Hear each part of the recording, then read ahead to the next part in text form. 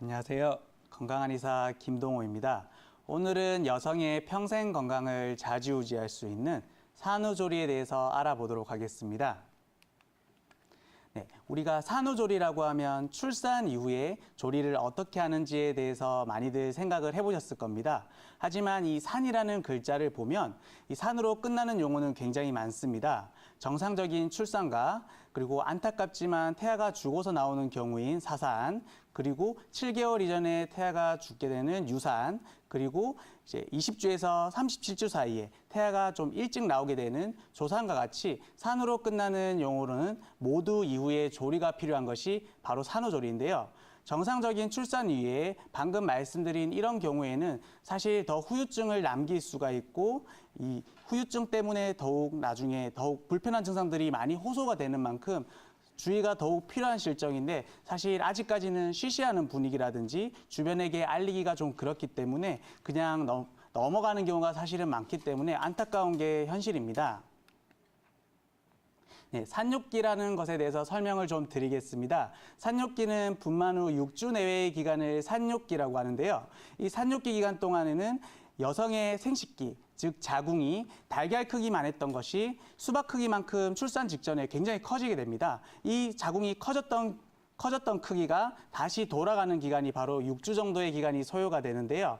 이 자궁이 커졌던 기간이 작아지는 기간인 만큼 이 시기에 굉장히 조리가 중요하다고 할 수 있습니다. 산육기 기간에 제대로 조리가 되지 않아서 이후에 후유증을 많이 남기는 만큼 6주 이내의 관리가 더욱 중요한 실정인데요. 보통 우리가 임신을 하게 되면 굉장히 많은 변화를 겪을 수밖에 없습니다. 임신 기간 동안은 태아가 점점 커감에 따라서 위장이 눌리면서 소화불량을 겪는다든지 그리고 횡격막이 다시 같이 올라가게 되면서 심장과 폐를 압박을 하게 되면서 조금만 움직여도 숨이 찬다든지 아니면 대장이 같이 올라가게 되면서 대변이 잘 나오지 않아서 변비로 고생을 한다든지 그리고 가장 대표적인 입덧이라든지 굉장히 많은 몸의 변화를 겪게 되는데요. 이런 전체적인 몸의 변화가 되돌아가는 시기는 출산 이후 3개월로 봅니다. 그렇기 때문에 이 3개월의 기간의 첫 출발점이라고 할 수 있는 6주 내외의 기간인 산육기는 더욱더 중요한 기간이라고 볼 수가 있습니다. 산모 평균 출산 연령을 한번 보도록 하겠습니다. 지금 2015년 같은 경우에는 32.23세로 10년 전과 비교를 하게 되면 약 2세가량이 올라가 있는 상황입니다. 아무래도 계속 결혼이 늦어지고 있는 만큼 더욱더 산모 평균 출산 연령은 점차 높아질 것으로 예상이 되는데요. 산모의 나이가 점차 많아짐에 따라서 이후에 후유증이라든지 조리기간이 더 필요한 것을 감안하게 되면 산후조리가 더욱더 관심이 증대될 수밖에 없는 상황이라고 할 수 있습니다. 그러면 출산 이후에 우리가 겪게 되는 병증에 대해서 한번 살펴보도록 하겠습니다. 출산 이후에 겪게 되는 병증은 여러 가지가 있을 수가 있는데요. 첫 번째로는 산후풍이 있습니다. 산후풍은 굉장히 많이 들어보셨을 것 같은데요. 출산 후 겪게 되는 관절통, 시림, 감각 이상을 통틀어서 산후풍이라는 표현을 하게 됩니다. 그래서 출산 이후에 산모들이 예전에는 그렇지 않았는데 손목과 무릎이 시큰하다든지 아니면 뼛속이 시린 느낌이 있다든지 아니면 이유 없이 허리가 아프고 조금만 있어도 시큰시큰한 느낌이 반복된다고 호소하신다든지 이런 증상들로 굉장히 많이 고생을 하시게 되는데요. 이런 산후풍의 특성은 외형적으로 봤을 때는 특별히 문제가 없기 때문에 주변 사람들은 간과하는 경우가 굉장히 많습니다. 그리고 혈액 검사나 MRI 검사를 통해서라도 특별히 이상이 나오지 않기 때문에 주변에서는 흔히 무시하는 경우가 굉장히 많을 수 있고 꾀병이라고 오인을 할 수 있게 되는데요. 하지만 산후풍이라는 것은 엄연히 산후 이후에 출산 이후에 환자가 겪게 되는 병증이니만큼 주변의 관심과 이해가 적극적으로 필요하다고 할 수 있습니다. 두 번째로는 산후 우울증이 있습니다. 얼마 전 일주일 전에 굉장히 안타까운 사건이 있었죠. 30대 여성이 출산 후 5개월짜리 아기를 안고 투신을 한 사건이 있었는데요. 그런 만큼 산후 우울증은 굉장히 사회적으로도 많이 관심이 증대되고 있습니다. 사실 출산 이후에는 자연스럽게 산후 우울감을 겪게 되는 것이 사실입니다. 이유 없이 짜증이 난다든지 의욕이 좀 떨어진다든지 이런 산후 우울감을 겪게 되는 것이 당연한 반응인데요. 그런데 10에서 20%의 환자분들 같은 경우에는 이런 증상들이 산후 우울증으로 이어지는 경우가 굉장히 많습니다. 산후 우울증이라고 하면 방금 말씀드린 산후 우울감을 벗어나서 이제 이유 없이 짜증이 나는 단계를 넘어나서 식욕이 너무 없어진다든지 폭식을 하게 된다든지 아니면 불면증에 시달린다든지 불안하고 초조한 증상들이 2주 이상 지속이 되는 경우가 있습니다. 이런 경우에는 적극적으로 치료가 필요한 시기가 되고 산후우울증으로 진단이 되게 되는데요. 산후우울증 같은 경우에는 적절히 치료가 되지 않는 경우에는 아까 말씀드린 사례와 같이 극단적인 선택을 한다든지 아동학대로 이어질 수 있기 때문에 더욱 관심이 필요한 상황입니다. 네, 다음으로는 산후비만이 있습니다. 출산 이후에는 아까 3개월 기간 동안 많은 신체 기능들이 회복된다고 말씀을 드렸는데요.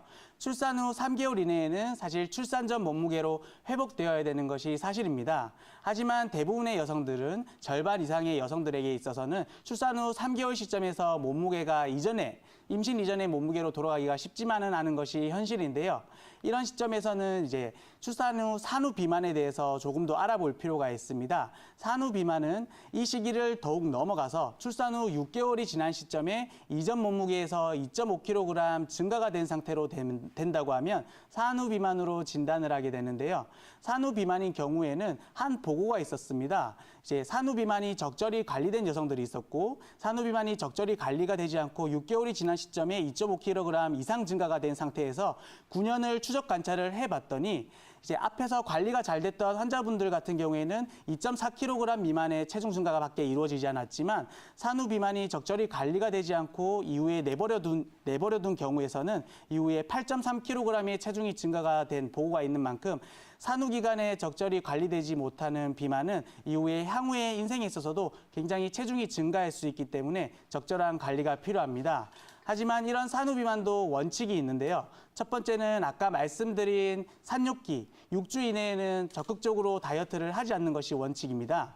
두 번째로는 이제 모유 수유를 적극적으로 권장시켜 드리는데요. 모유 수유를 함으로 인해서 칼로리 소모가 많아지게 되고 산후 비만 관리에 굉장히 도움을 받을 수 있습니다.